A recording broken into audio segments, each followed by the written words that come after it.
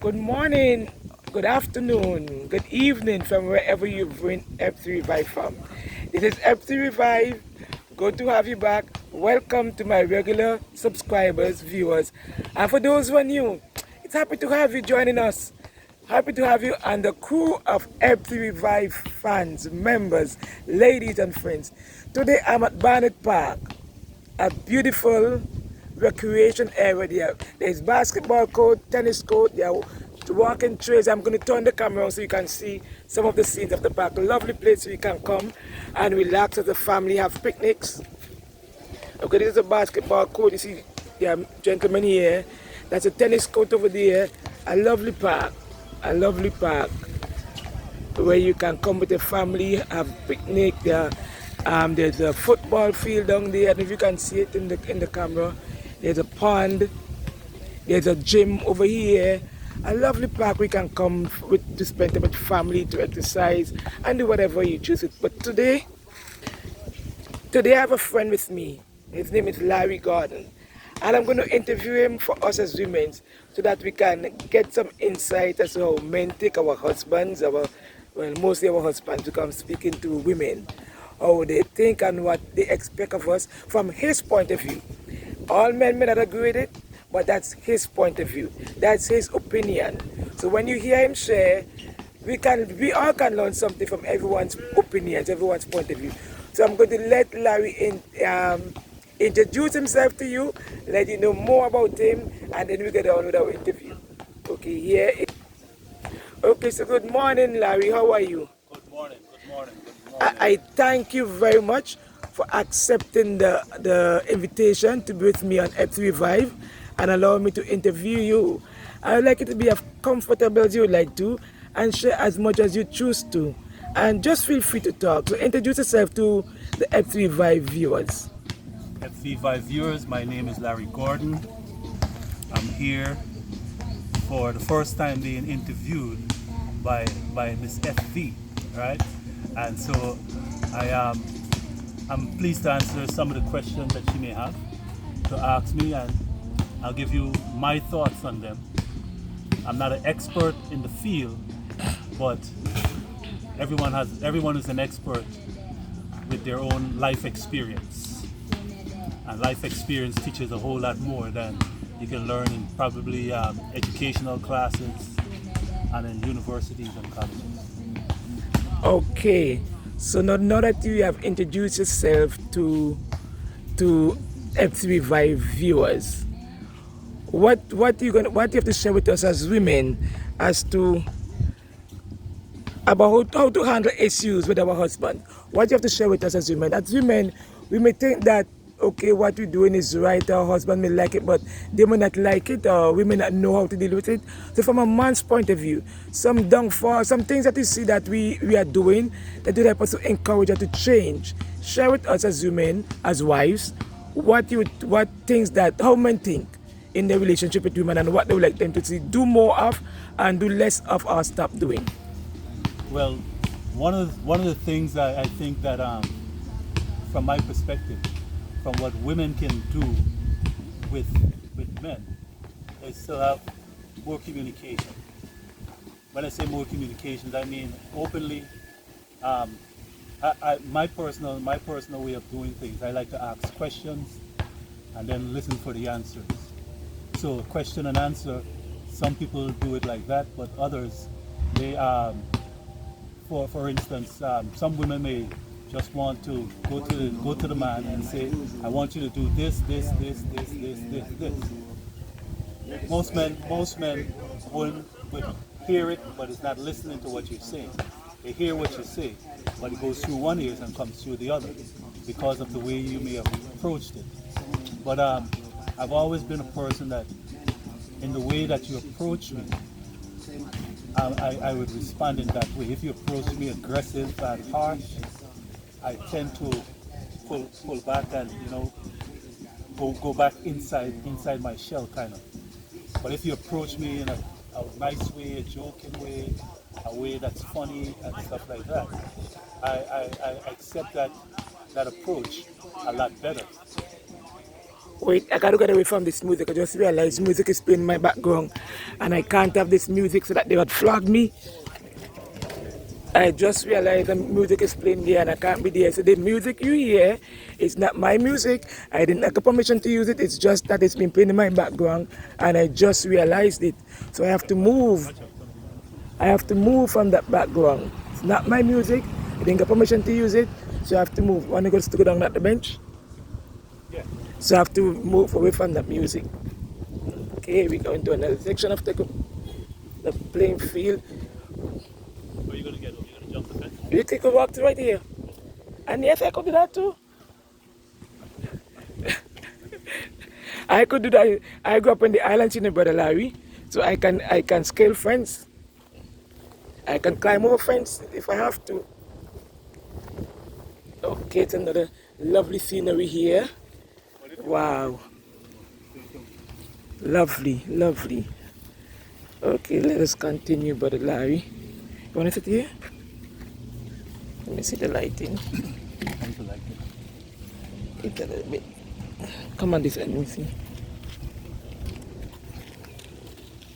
Yeah, that's much better. Yeah, so you're saying that. So then how could we change that? If you're saying that sometimes women can be aggressive, and I understand maybe I may have been the same too sometimes, the way I come across sometimes not knowing that I'm aggressive, but then if when I say something to my partner and I'm aggressive and he didn't respond, he didn't say to me, okay, Jill, I didn't like how he said that, but he didn't respond, then I wouldn't know. So then how can we deal with that? Then if you would like the person to deal in a different way, but in other women case, their spouse may not say anything, so then they would know until at the end when they're come separation, then is when it's going to say this used to happen and that used to happen, but never spoke about it before. So how can that woman respond to that if the husband, the fiance, didn't tell about the way she respond? Yeah, well, the way the way a person could respond to that, whether a man or a woman, because either side can approach aggressively. So I'm not only saying that women approach aggressively, but men, we also approach aggressively too. But the way that we can respond to that is just to stop, ask for the conversation to be stopped at that point, and ask the question over again in the way that you want it to be asked, right? So if someone asks me a question and to me it sounds aggressive, I would stop the conversation and ask them to rephrase the question or ask it the question how I heard it, right? And their reaction to the way I heard the question would tell them the way to ask the questions either in the future or during that space of time that we're talking. So then you say, sometimes our tone, not necessarily what we ask or what we say, but our tone in the way we say it. Right, is how you say it, yeah. Okay, sometimes I'm guilty of that sometimes. Sometimes I speak with someone and then when I hear myself, I say, ooh, that didn't sound good. You know? And we're all guilty of it. Yes, We're all guilty. and sometimes not intentionally, Right. but then when you hear it, you say, whoa, that didn't come out the way I meant it to. And then the other person would be offended or hurt and they wouldn't say anything. Right. So then you're saying that we are able to communicate our feelings and emotions effectively to each other. Right. Which for me it's kind of a hard thing to communicate to the other person, especially if I'm upset or if I'm angry or if what I perceive, if how you ask the question, I perceive it to be in a negative way. So I would kind of recline and pull back more than to get into the confrontation right then and there. So, but I prefer to come back later and revisit the account and possibly write down what I thought or how I want to ask the question in response to your comment or the questions that you asked me. Thank you very much for that, Larry. Thank you very much. That helped me a lot in responding to question or conversation with members of the opposite sex. And then so then, what tangible things work for your recovery, like in a relationship and it didn't work out? what tangible things you use to recover from that relationship? Well, Because you know, when in any relationship, there's a grieving process when you separate from someone, and so then what tangible thing that you use, what worked for you that you think might help someone else? ah, that's a good question. I think psychotherapy. Psychotherapy would definitely help, but counseling would be good. Would be good. Say like in a case with me now, I would I've learned throughout the years that I do need counseling after I get over like a traumatic experience in a relationship, and so I would be willing to pay the cost for the therapy, just to air all that anger, all that whatever it was in the relationship that I got from it. I would like to air all that out and get all that out there so that I can free myself from that particular circumstance and move on to the next circumstance. But then, how about getting counseling before the end? Would you advise seeking counseling before you make your final decision? Okay, before you say, I'm going to get rid of this, I'm not going to do it anymore. Would you advise to seek counseling before you make the decision? Not necessarily to keep you where you are, but to help you to make wiser choices, a wiser choice. I don't know. For me, counseling before, um, it possibly may not have helped me personally, because I've already, you see, when we make a decision to leave a relationship or to move on, the decision is being made in a process of time. It doesn't happen like I wake up this morning and say, oh, I'm going to leave this thing. It happens during the process of time. So it can be things that triggers that, right? It can be some things that the person has been doing, some things that the person has been saying, some kind of what do we say? Some kind of friction that you can't get resolved. So the decision is made over a process of time. So before you actually make the final decision, you're already going through it in your mind, in your head. You know, you're looking at different ways and looking at different things and say, can I really continue to live with this, or should I just move on? But then that's you thinking, but how about if the other party is not aware? That is where counseling comes in, where before, because you might be thinking that, but the other party is not aware of that. The other party doesn't know that. So then that is why I ask if during that time you would stop and say, you know what, before I make this decision, let me go with the party and let's talk to someone else to see if it would help us see different, not to change your mind, but to see things from a different point of view. That is why I asked you that. Because you be thinking that, but the other person may be thinking, okay, we can work to this. This is something going on. So what do you think? Yeah, in a marriage, yes. In a marriage, yes. Right? And we're basically talking about marriage, right? Yeah. Okay, yeah. In a marriage, yes. That should be done. Counseling should be done. I haven't tried it personally, that getting counseled like during a marriage or before the pinnacle of the separation or the decision is made. But you think that was a wise decision that you didn't try and get counseling before? No, I don't think I don't think it was a wise decision, but it was a decision that I made, and I can live with it. Okay. Okay, brother. Well, that's, as you say, it's your decision. It's from your point of view. Even if you say, well, yes, we should get counseling before you make a decision, but then you didn't choose that.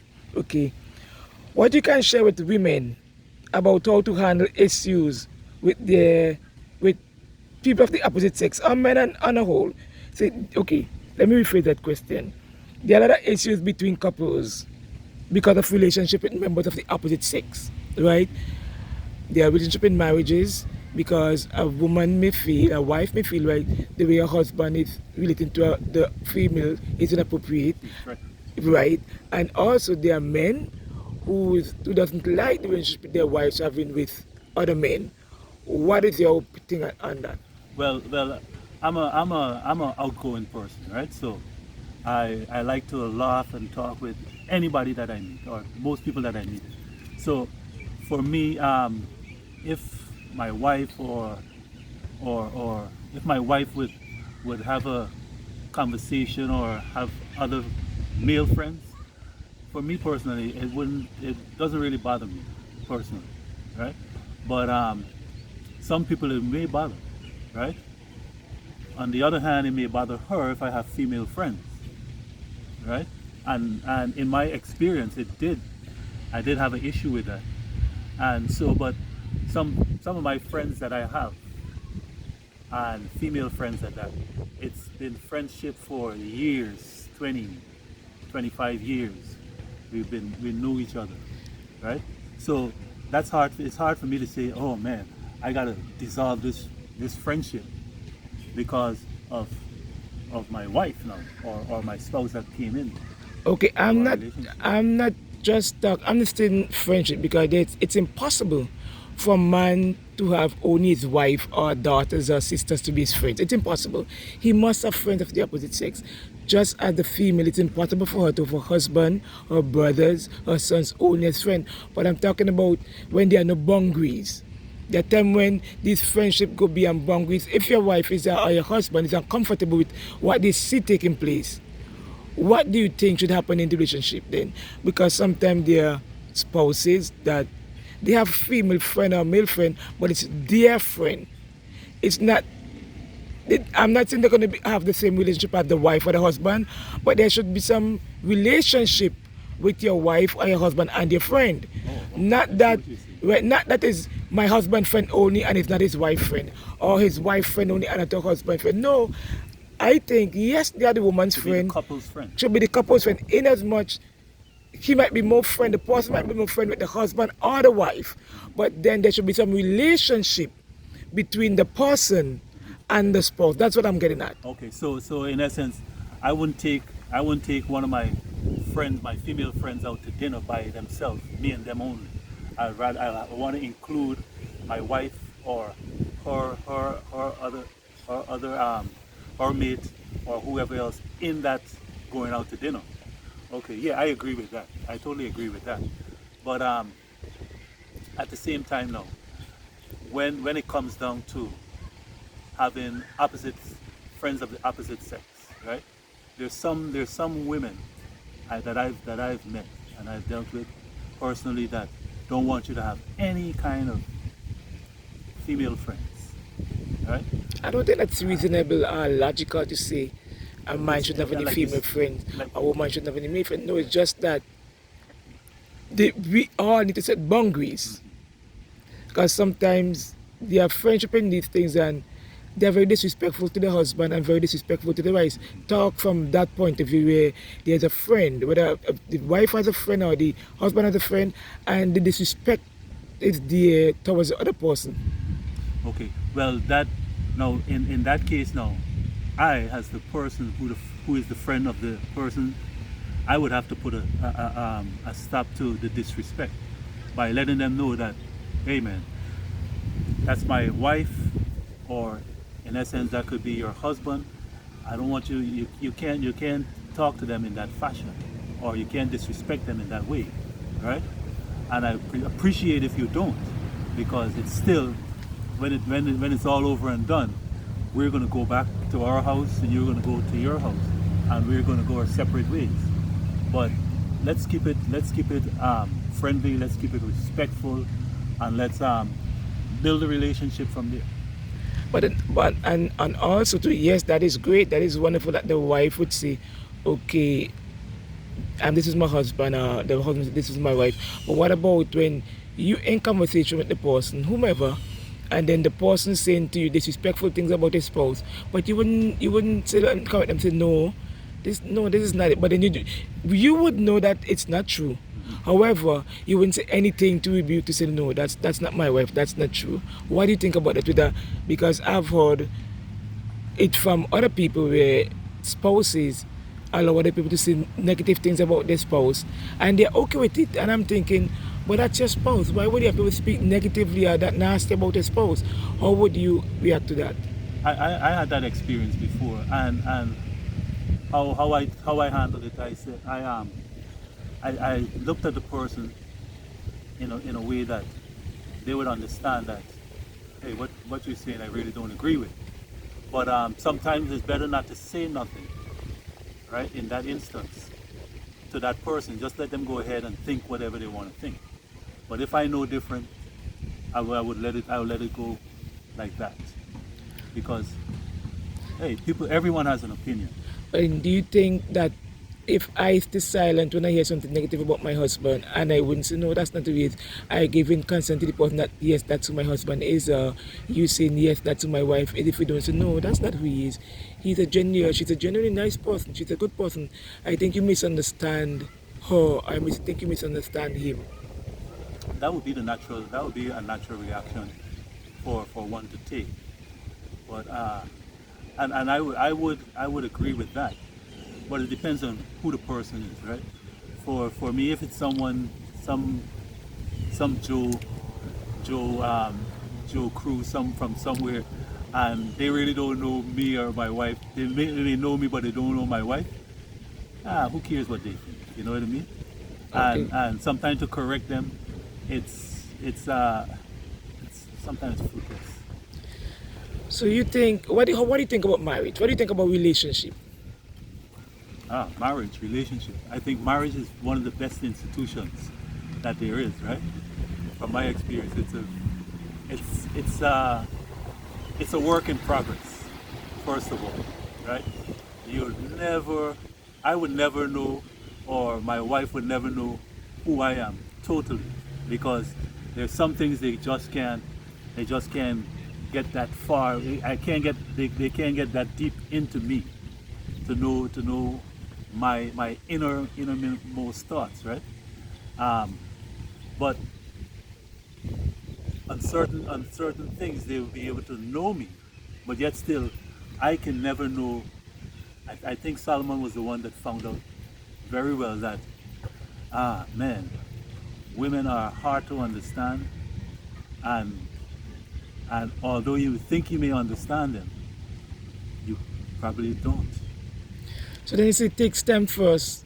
Marriage is a work in progress in the sense that we learn each other every day. Yes. We learn, regardless of how long we're together, we learn about each other every day, and we have to learn to accept the difference and learn to deal with the differences. Yeah. But here's the thing with learning each other. You have to be willing to learn every day about each other and from each other. If I learned 2 years ago this about my wife, or she learns this about me 2 years ago, and let's say it's something negative, right? And every time we may have a argument or heavy discussion, they may bring it up, what they learn about me, and especially if it's in a negative context. I'm not going to want to tell them. I'm not going to want to share certain negative things about myself with them. It go both ways, right? And it goes both ways, right? But I think more than natural or more than normal, I think from a man perspective, the woman always remember and rehash those things and bring it up, from my experience, and brings it up where it doesn't belong. And the man will say for instance, me as a man, some things a woman may tell me, right? I may not react to it then and there, right? Let's say a woman calls you worthless, right? You may hear what she's saying, and then 10 years, 5 years down the line, all of a sudden now, you're not worthless anymore. You're worth more than your value was then, right? I may never react to how she called me, what they call me as worthless, or what they consider me to be as worthless. But somewhere along the line, I may have to remind her that, you remember, I was worthless such and such a time ago. How much am I worth now?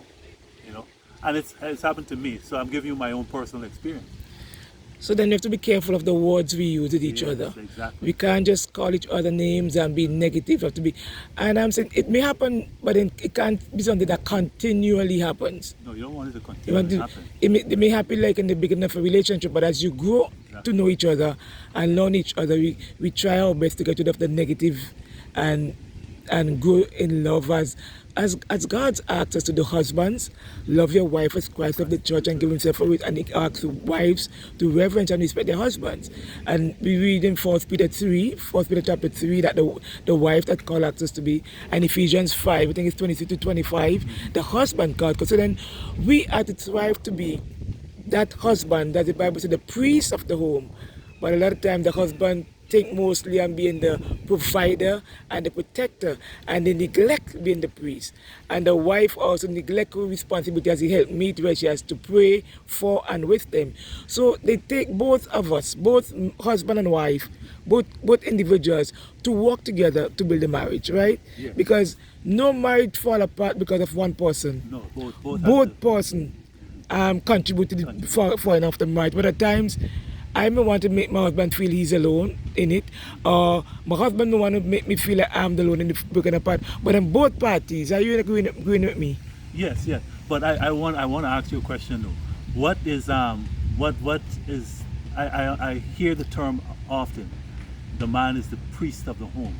What is the priestly duties of the man? What are your duties as a man in the home? What are your duties as a man in the home? My duties is to protect, to provide, to love, to share, and to be able to help figure out issues that's going on in the home, because no home is perfect, right? So if I'm not good with finances, I'll let my wife handle the finances, right? If I'm for me personally, I'm into the marriage that I was into is there's children before we actually got married, and so we both brought children into the marriage. So I call it forgetting the term now. I forgot the term that they use. But in that case now, it's a difficult undertaking, right? Because if I'm bringing children into the marriage, and the woman is bringing children into the marriage, right? So we have to be able to come to an agreement how we're gonna deal with the children within that framework, right? So let's say sons and daughters, right? The woman might be best suited to handle the issues with the girls, with the daughters, and the man may be best suited to handle the issues with the sons. In some cases, not all cases, right? So I would let the woman handle the issues with the daughters, right? And I would handle the issues with the son, because men will be able to deal with men better than women will be able to deal with men. And in some cases, the man may be too aggressive with the girls, so it may be best to let the woman handle it on the perspective of a woman to deal with the girls, right? And also now, in cases where it's a nuclear family, I should have said, right? A nuclear family. It's a process again, because it depends now on if the children, if their father is in their lives, and if he's intervening also, or if the mother is in the children's life and that's on the outside, that's intervening and throwing shade at the children and in our marriage. So all those things you got to figure out. I heard an athlete talked about this, famous athlete Deion Sanders, and he's going to marry Babyface's wife, and she already had children. Deion said he never met the children. He wouldn't meet the children until he met the father, right? And when he met the father, he and the father sat down and talked, and they came to a good understanding. And I've never heard that before. So that to me was fascinating when I heard Deion Sanders said that he met up with Babyface before he even met Babyface's children with his wife, with his ex-wife. He met up with them, with him, and they sat down and talked as men to men. And it said from that point now, he was able to meet the children, and everything worked cohesively, and everything worked together. So then you said that come under the heading of being a priest, being able to manage the home not only financially, not only to protect, but to govern the home as God's plan. You should be able to pray with them, have family worship, have meetings together, but then too you said something about the women and the girls, but the men should be able to relate to the girls as well, because there are things about that the father need to teach the young ladies, because the father, the head of the home, is the first husband to the girls. And the mother as well should be able to speak with the boys, because the woman is the first wife to the boys. So then I think, yes, while the men deal with the boys and the women deal with the girls, I think there's the masculine side of the girl that the father has to teach, and the feminine side of the boys that the mother has to teach. So each of us has a role to play, while the male deal with the male and the female with the female. There are still roles that we have to play in each child's life. Yes, I agree with that. I think from my understanding and my thinking, I think a man can rear up both a boy and a girl, right?